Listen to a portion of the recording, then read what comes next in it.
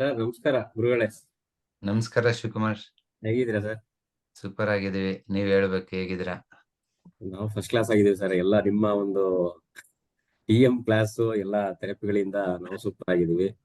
ಇಲ್ಲ ಸರ್, ಇದು ಪ್ರತಿ ಮನೇಲಿ ಆಗ್ಬೇಕು. ನಮ್ಮನೆ ನಿಮ್ ಮನೇಲೆಲ್ಲ ಆಗಿರೋದಲ್ಲ, ಎಲ್ರು ಮನೆಯಲ್ಲೂ ಮಾಡೋಣ.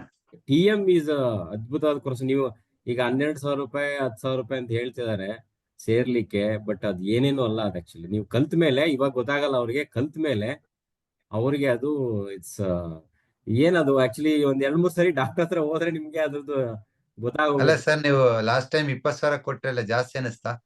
ಸರ್ 21,000 ಕೊಟ್ಟಿರೋದು ನಾವು. ಹಾ.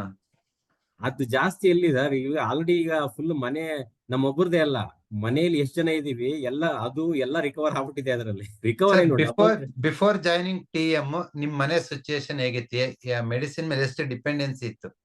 ಸರ್ ಸಿಚುಯೇಷನ್ ತುಂಬಾ ವರ್ಸ್ಟ್ ಆಗಿ ಇತ್ತು ಅಂತ ಹೇಳ್ಬೋದು. ಯಾಕಂದ್ರೆ ನಮ್ಮ ಈಸ್ ನಾಟ್ ಮನೆಯಲ್ಲಿ ordinary man, is a DRDO scientist. ಹೇಳಿ ಸರ್ ತಮ್ಮ thank profession. You sir. Gastric ಮನೆಯವರಿಗೆ ತುಂಬಾನೇ ಇತ್ತು.